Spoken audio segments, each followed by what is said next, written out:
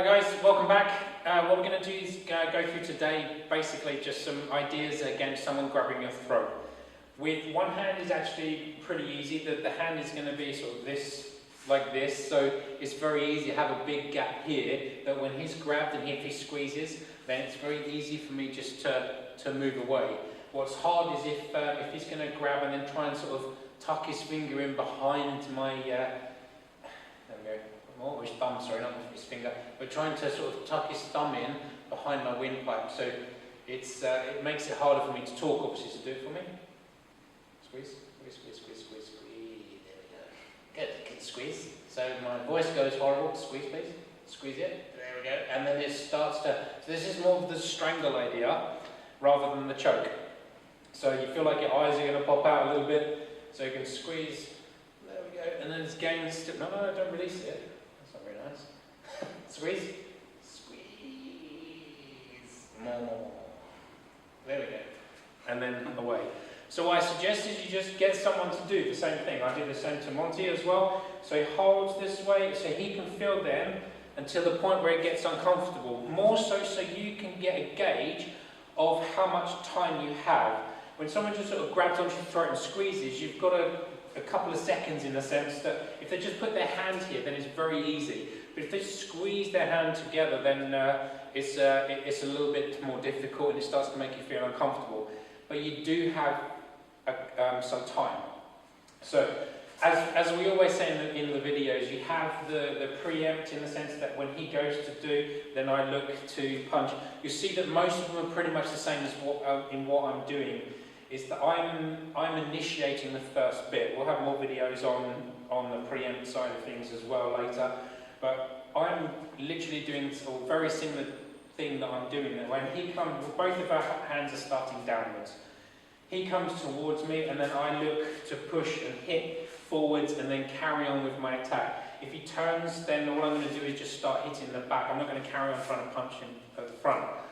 So we've always got this one. Then we have the closer bit where I'm looking again to get to the outside. It's so much easier to deal with a person when you're on the outside of their arm. So inside of their arms, or we have outside of their arms. Some people refer to this as the outside gate, and this is the inside gate.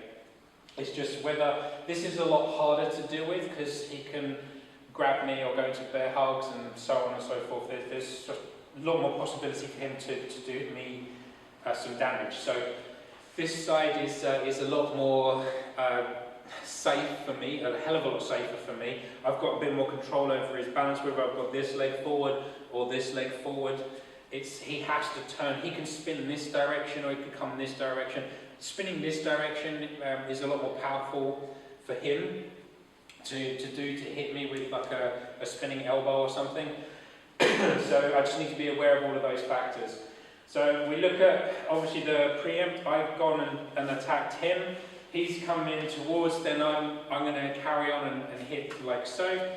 But see my hand's underneath. This is when I need to be using more of my step to get around the fact that his hand is coming in, and then I can carry on forwards as well. And then we have the idea that he's actually got my throat and is sending me away. This is not a good angle for me to be at because my head is, there's nothing underneath my head. Okay, so if this happens, do it again for me, if he pushes and then pushes forwards, then I need to be taking the step back to be able to come forwards. So what I did just there was when he's pushing like so, and let's say he's going to try and push me against the wall, I don't want to push back because now I'm fighting his strength. And come on, there's a person pushing with all of their strength against my throat. It's not going to happen, especially when he squeezes. So it doesn't matter how many ninja films you've seen or people you've seen pushing pipes and stuff into their throat. These are all general sort of tricks. It's not really going to happen. So when he's squeezing in here and pushing me backwards, I want to hold on to this. So as he's moving back, I can still push myself away quicker. And I push, I twist to the side and then move away as he's doing. Again, like we always say, hit here as well. This is just a precaution. I don't have to leave this here. I just use it to hold on so that I can then carry on forwards afterwards with my attack. So that's one hand. Now we look at two hands as well. So again, there's different variations. We're not looking so much as a choke today, when he's not going to choke me out or going to put a chokehold or anything like that. We're just literally looking at someone sort of hands around the neck, looking for more of a strangle idea. So here, this way, he grabs. He may have his arms straight. He may have his arms bent. It's really irrelevant. If his arms are straight, it's a lot easier. So I can just push his hands away, or push his elbows, into his shoulders. So if his arms are straight this way, it's very easy just to push up slightly and up and then into his own shoulders. There's a magician that's out there that's sort of using a similar trick where he's pushing on this way and then he's pushing against basically the arms or the hands into the shoulders, which is so he can stand there looking great. You're taking away the person's strength basically. He's holding this way and he's looking to push me back. Same thing again. I can quite easily move around and then look to attack my opponent, like so, or to defend myself. So here this way, I grab onto Monty, like so I grab, and then again he pushes himself away and then come back in, and then comes back in with his attack. Controlling here, the only thing we need to make sure that he's controlling my knees so that I can't attack him. So he needs to come in a bit closer, that's it, and then looks to hit, punch roll and grab you back, that's it, and then punches back. So we do it again. Good. The whole point as well, the whole time you're doing this, to increase your confidence. The main idea is that you want to put doubt in the other person's mind. You don't want to have doubt in your head. So the doubt needs to make sure it goes in the other person, that they start to believe that this was a stupid idea to do this with you. When you're looking at the person, again, your body language says a lot. So we want to look at making sure that we're looking up here. You don't need to be making eye contact with them. You don't want to see what they're going to do to you.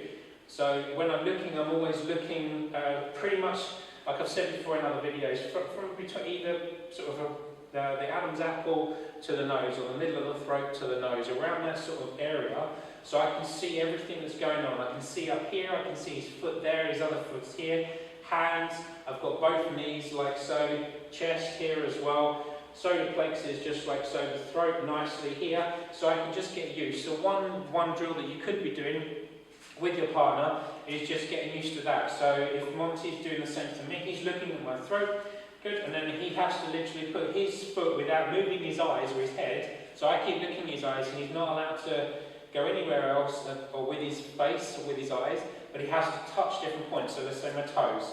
So he missed the first one, he's moved his eyes as well, so we need to go back down again. So again, he's looking, there's 1, 2, good, knees, good, hips, there we go, that's it, elbows as well, look at that, and then to the stomach, so solar plex, or with your hands this time, so hitting, throat, this idea, yeah, so he's just getting used to seeing what, or where my body is and what's happening with it. So if he does again, so I start to move around a little bit with it too, so he's still getting awareness of what I'm doing and where I'm at. Got it? So the main thing is when you do this, 1, you're reversing like the psychological side of it, and 2 is you have a greater awareness of peripheral vision, so I can see the entire body. I can see more around me, so my response time, or my reaction time, if you like, is a lot quicker. I don't like to use the word reaction so much because it does come from a place of fear, or fear of loss in a sense, and we're in more of a state of flight rather than fight then. So I look to use more the word respond, so then you're in a calmer mindset to deal with what's happening. Again, when you're in flight mode or you're reacting, what tends to happen is your brain starts to lose trust over you, and you can do some silly things to the point where you could get hurt, or you can end up really hurting whoever it is that's attacking you or training with you, and so on. So I prefer to slow it down a little bit, work on some of those factors which we're going to be covering which is covered in other videos, and we'll be going into more depth and more videos and stuff with it as well. So the main thing is we're looking to respond, we're looking to get the brain used to what's happening. So when I come in and do the grab into the throat this way, he pushes into my shoulders, moves away, steps in, controls my balance, does the first hit to the stomach again, and then looking at carrying on and following through with his attack, whatever that attack is. So again, so I go in, grab on, pushes away, step in, that's it, so you go to an elbow, yep, cool, and then try and do the same thing over and over again, so it becomes more of a muscle response. So instead of changing it up to, because you've got bored or you want to just do something fancy like they do in the films, forget all of that. Let's look at just keeping it as simple as we possibly can and making sure that I grab, like so, he pushes away, good, and then hits. Cool, and then carry on, follow up, follow up, follow up, one hit, this way, good, and then carry through too. So good. So here again, so I grab this idea, cool. And then we start to look at, hit, head up. Cool. And one more, so from this way back. So this time, so I'm going to grab, I'm going to squeeze a little tighter this time, so that he has to, there we go, that's a bit more of a live response. Good, and hit, and hit, and hit. So, the thing sometimes with punching in the stomach as well, if you've got someone who is a little bit solid, that, so here this way, so I push away, and if I'm going in for a big stomach shot, and it can be if the person's quite large, so it's fat in a sense, and you hit to the stomach, it might not have the type of response that you're looking for, as in that they're coughing forwards or bending over. In the same thing, if the person is really muscular, and you go for the big shot, it might not do anything. So I prefer myself to look at going for places which are very difficult for you to tense up. So like just poking, if you look, just literally just a little gap that's in here, I'm just literally poking in towards this a little bit, just to get a response, or a reaction in the sense that his body has moved in a different way that I can then use to do what I want to do. So I grab here, this way, I squeeze, that's it, good, and then around and hits, that's good, and it carries on with the attack, keeping the head up. Cool.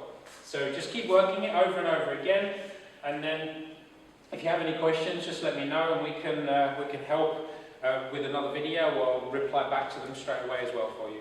Good luck in your training, and I'll see you on the next video. You alright?